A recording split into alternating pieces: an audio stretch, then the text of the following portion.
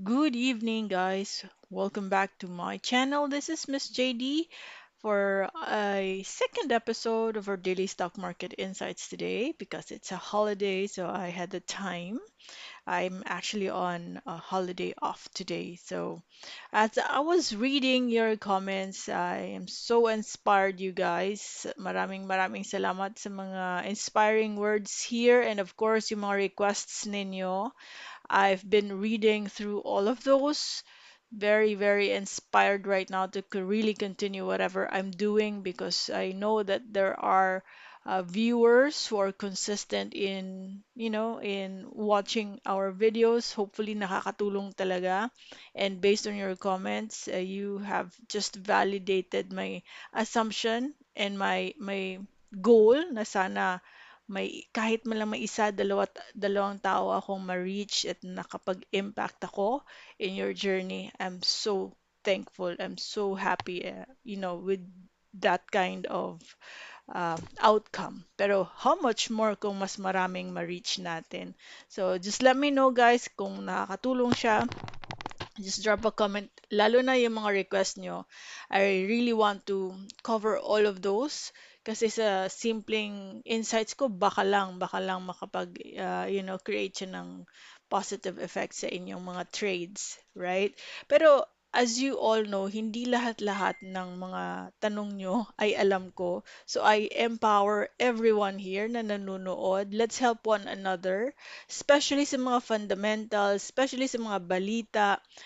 I'm sure yung ibang nanonood, binabasa yung mga comments and definitely natututunan or may natututunan din sila sa inyo. Okay? So I'm just going to cite a few here. So sabi ni Joseph, ito, I just want to ask where can we attribute the surge of positive trades this last 2 days of trading? I can only speculate, but if you have, answers or assumptions din or inference, replyan natin si Joseph. Kasi ang sa paningin ko lang, past few days sa US market, kasi I'm also very active in the crypto world and the US market, nag-recover na rin sila eh. So normally pag nakikita mo yung recovery sa US market, next day or next few days, sumusunod tayo. Yan ang napapansin ko. Okay? Crypto, nagbabawi na din. Parang siguro yung buong mundo starting to become active once again. Kasi for the past how many months, 'di ba? On the sidelines halos lahat eh. Parang naka-reserved mode. They probably are hedging somewhere else. They probably keep their cash. So, slowly, yung mga tao, yung nag invest na talaga sila. Okay, so let's reply. That's my assumption, Joseph. But for the rest, feel free to reply to Joseph as well. Sabi ni Raymond, si Raymond, best friend ko na yata si Raymond. Every video ko may comment yan. So, thank you very much, Raymond. I had JD withdrawal symptoms last night. Oh no, I guess I'm addicted. Your confusion with green. So, madami din to si Raymond sinashare ng mga insightful facts, right? Mga alam niya. Your confusion with green can probably be answered because it was the ex date on their property dividend. So, tinatry ko pang basahin something to do with Annie and Green. I don't know, is it an acquisition na nangyari? But go ahead and try to dig deeper doon sa may, dito sa may news section. Yan, makikita niyan dyan siya. So, posibleng ganyan ang nangyari nga, no? Myra, si Myra may request na CEU, ANS, ANS, CEU, CHIB, and CREIT. Yan. Tingnan natin yan.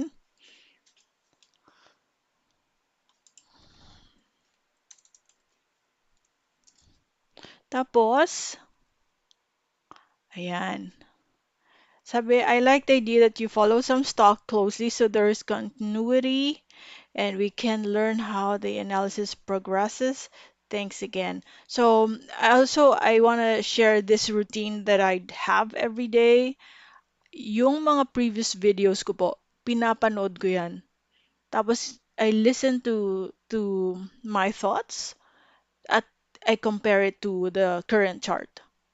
So, one example na parang nakakatuwa lang, like itong si MBT, itatry ko compile itong mga videos na to, na when I did those analysis, hindi siya nangyayari the next day. Pero yung areas na sinasabi ko, parang this could be the potential support, very, very close. There were a few kanina binabalikan ko. There were a few. Maybe I can compile those videos and then I will show the current graph or chart.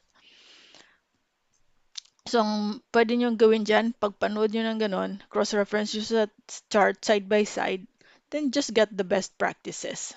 Yun. So, sabi nito ni Mons, hindi ko ma-pronounce kung saan dyan yung buong name. Monsagaran. Ah, ACEN and WLCON naman yung kanyang request. Okay? Yun. Maraming salamat sa ating new subscriber, si Rodel. Mr. Gigi, yun. Yan. Pleasant day to you. Been enjoying the sessions for a while now. Really learning a lot. Yan. Sige. I already have the stocks that I will be reviewing. That's going to be ANS, CREIT, CEU, CHIB, ACEN, and WLCON.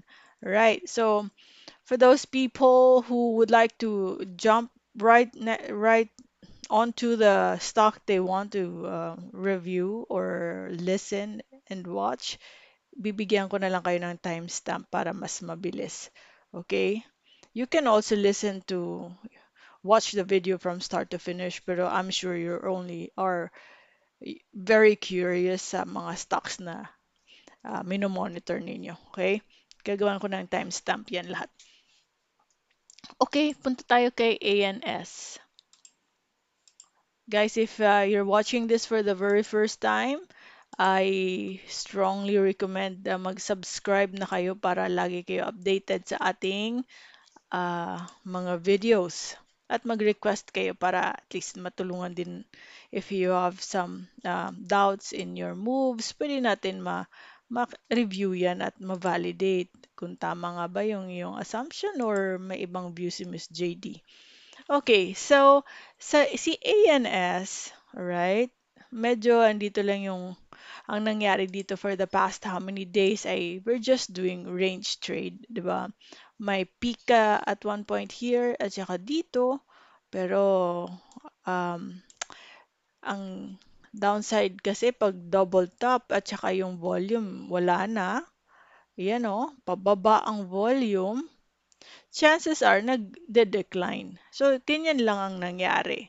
So, that was very easy to um, analyze, in fact. 'Di ba? So, ang support niya ngayon ay nandito. Parang binalikan niya yung 10.77 area. So, I still see that support being respected in the coming days. Farthest siguro, ganyan lang. Ano yan siya, sa sideways muna bago mag-recover. Wala ka kasi masyadong trades din, no? Kung titingnan mo sa right side, 18 trades lang tayo. So, medyo mabagal yung movement pero steady lang din siya dyan sa area na yan. Kasi for the longest time, ang trajectory naman talaga niya ay paakyat. Observe lang natin itong Q1 kasi they started slow this year. The revenue in Q1 2023 is much smaller. Pero on the flip side, may kahit man bumaba yan, for long-term investors, gusto nga nila yan kasi may dividend. Ayan. Nakapagbigay na ng 2023. Ay, malaki din. 2 beses pala ito nagbigay ng 2022. So, malaki din pala yung dividend yield ni ANS. So, check that one out. Baka gusto nyo rin yung fundamentals niya and business offerings niya. So, if it meets the criteria ng iyong investment goals, then something to consider. Si CREIT naman, ito maganda to. CREIT is a REIT company that is more inclined into solar farming, renewable energy. Yan naman ang kanilang laro. And slowly binabalikan niya yung mga presyo na nung nag-start siya, no? At one point, ito yung pinaka all-time high niya. 2.2 2 point something, around that. So, at this point, halfway na tayo. This area is for, mga long-term investors na. Kasi kung position trader ka, matagal ka nang nakapasok at hindi itong area ng mga position trader. Pwede siguro breakout. Pag nag-breakout sa 258, di breakout play na yung laro niyan. Pero again, di natin alam kung mahihirapan siya mag-break nitong all-time high. Pero kapag na-break yan, guys, malaking potential na ipupush na yung price higher. At kung nakapag-imbak ka sa time na to, at currently, right, ang average niya nasa 6 to 7%. Pero if the price pushes even higher at saka yung rate niya balang araw ay aakyat, then yung yield mo, since you got it at somewhere in the 2 peso level, mas mataas yung yield mo. Yan ang um, beauty ng pagpasok sa isang stock na hindi pa siya that popular pero may potential. Alam niyo yun. Then you're able to enter early in the game and talaga ma-maximize mo yung earning potential mo. CREIT, the next is CEU, Centro Escolar University. Tama ba? Si CEU, okay, may dividend din siya. Ay, ang taas. In fairness. So this is CEU, 16 trades lang. So hindi to very attractive sa karamihan. Na-break niya nga yung kanyang MA20 line. Pero, tapos na ang X-date. Ito ang possible na dahilan. Okay ha, wait lang. X-date is 27. Nung 26, pinush pa ng mataas oh. Nirally pa ng bongga. Pero guys, ito dapat hindi na kayo nagugulat dito at dapat alam niyo na to na kapag X-date, normally pinapabagsak yan. Yung mga taong pumasok here earlier, na habol lang ay ang dividend, ay malamang on the first few minutes of the day, nagsipag-alisan na yan. Ang kulit lang kasi at the start of the day, ang laki agad, gap down agad. So, if you're only chasing the, 'di ba, open niya 7.9% drop kaagad. So, guys, yung alam na natin kapag X-date bumabagsak, normally, 'di ba? Normally yung bagsak niya is equal or around the same level ng dividend na matatanggap mo. Kaya you have so many people complaining na they don't like the dividend paying stocks. They don't like dividend investing kasi pag ex-date, ibabagsak ka lang din naman nila. Tapos yung makukuha mo dapat ay yun din ang ibabagsak nila. Hindi kasi ganun yung mindset kapag nagde-dividend investing ka. Long term po yan. Kasi someday, kung saan man ang direction na ipupush yung price, kunwari aakyat siya ng aakyat, ang trajectory niya. Itong mga fluctuation na intraday or pang dividend ng uh, itong period na to. Wala yan. Insignificant movements yan. If you are to talk about, let's say, 4 or 5 years from now. Imagine mo, come let's say 5 years na sa 11 pesos na. Yung araw na to, yung week na to na nag-fluctuate ng ganito kataas ng 13.5, hindi na nga pansinin yan sa chart kasi sobrang liit lang yan. Insignificant move yan. So, yun yung ating i-anticipate. What if umabot someday ng 12? Itong fluctuation na to, wala to sa potential niyang ipuntahan someday. Alright? So, bakit ako umabot ng monthly view? Kasi, ito nga, if you're interested in CEU, you like their fundamentals, you like their revenue, positive naman sila month on month, right? I mean, quarterly, yearly, to except lang, of course, 2021 pandemic days previously. Ayan na, consistent.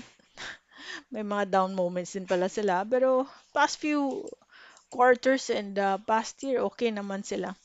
At saka may dividend pa. So, I think this is a very good level okay, you are looking into investing in this stock for the long haul kasi malaki pa ang kanyang potential. Nandito pa tayo sa baba eh.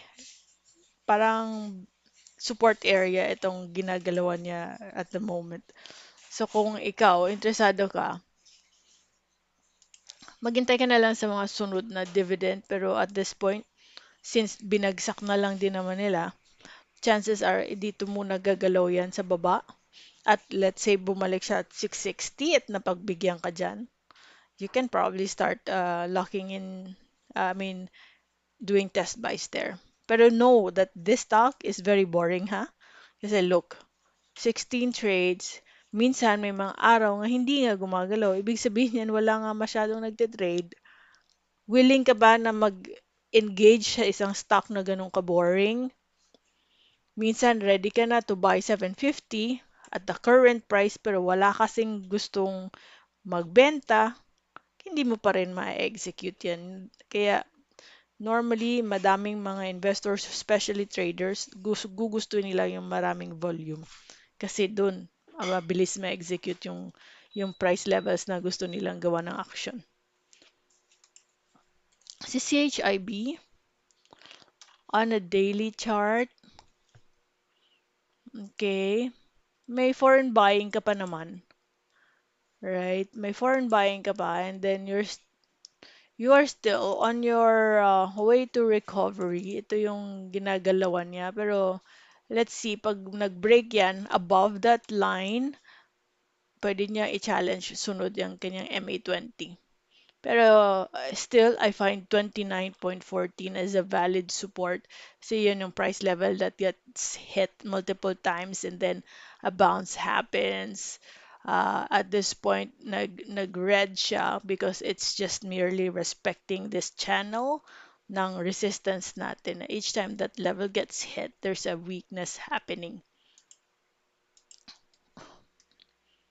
You know? Diyan pa rin siya. Alright?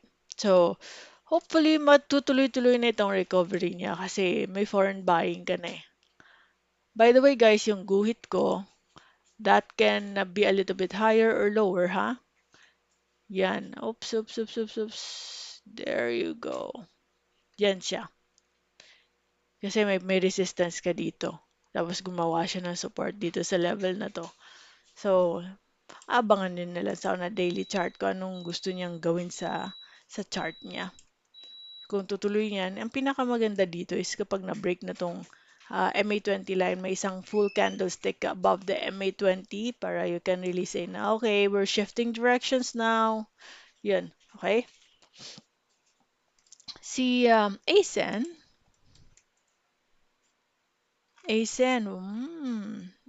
ilang araw din straight Guys, hindi yan isang straight line pag gumalaw.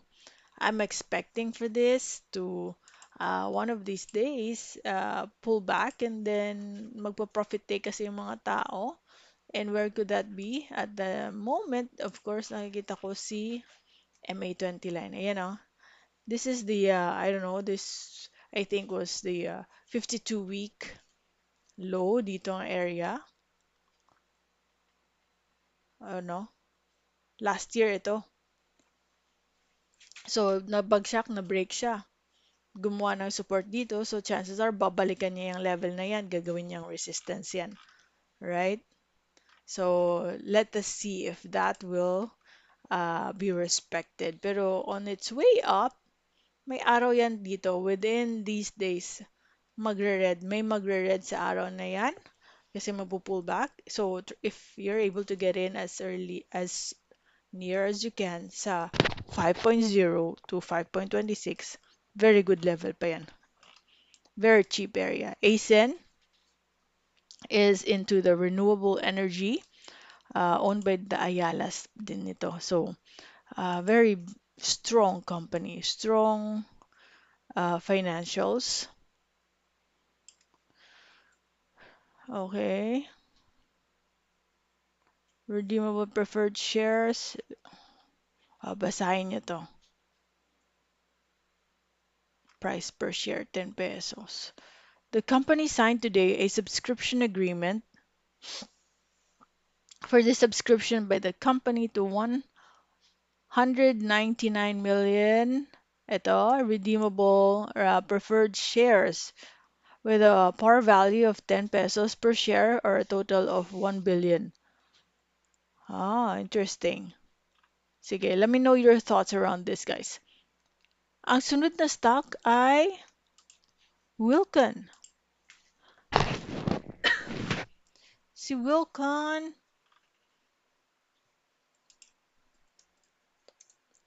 ito malaki talagang, just to quickly talk about ACEN. Ang laki ng potential ng ACEN because the direction right now, globally is people or countries would like to promote renewable energy, solar power, those things. Kasi mas